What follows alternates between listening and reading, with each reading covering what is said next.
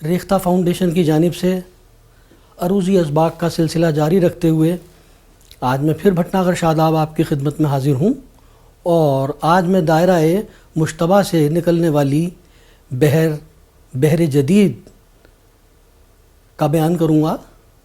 اور یہ بحر بھی جو ہے اردو میں زیادہ مشتمل نہیں ہے، لیکن پھر بھی اس کا ایک آہنگ جو مسدس میں ہے، مطلب شعر میں 6 ارکان، ایک مصرے میں 3 ارکان، وہ آہنگ جو ہے اس کا وہ آپ کو ضرور سمجھنا چاہیے، اور اگر آپ چاہیں تو اس میں اپنا کلام نظم بھی کر کے دیکھ سکتے ہیں۔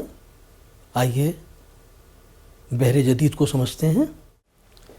بحر جدید کے بنیادی ارکان ہیں فاعلاتن، فاعلاتن، مستفعلن۔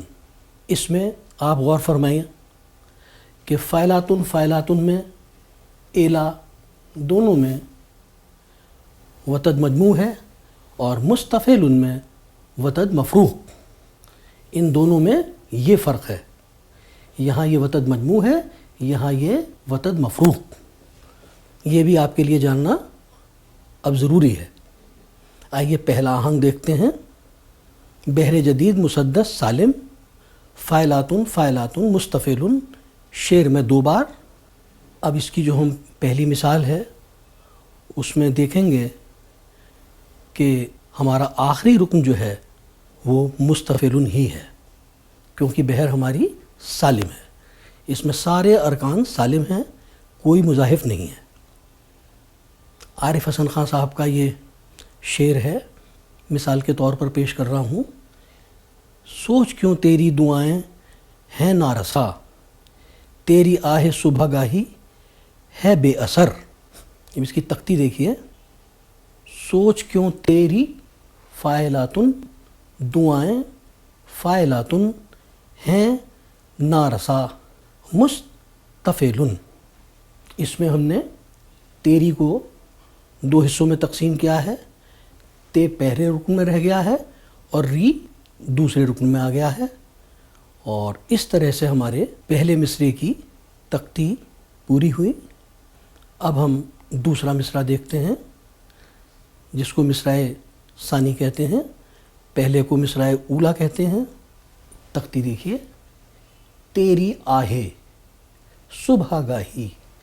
اب دیکھیے، صبح گاہی فاعلاتن کے وزن پہ ہے، یہاں تیری آہے، اب یہ جو یہاں اضافت ہے اس کو ہم نے اشباع کے ساتھ پڑھا ہے، اختصار کے ساتھ نہیں پڑھا، لہٰذا ہم نے ہے کو تن کے مقابل رکھا ہے بے اثر، ہے مس کے وزن پہ ہو گیا، بے تف کے وزن پہ ہو گیا، اثر ایلن کے وزن پہ ہو گیا۔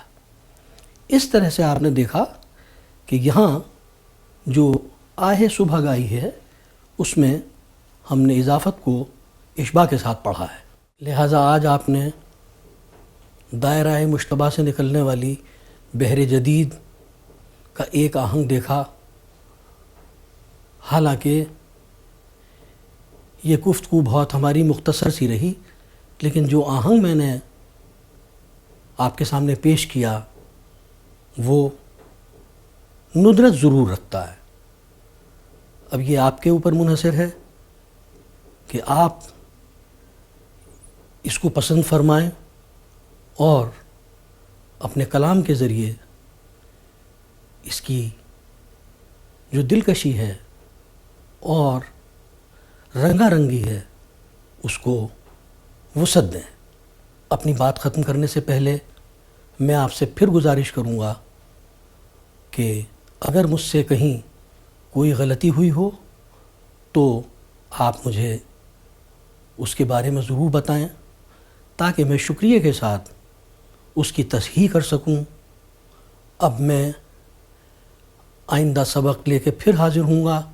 آداب۔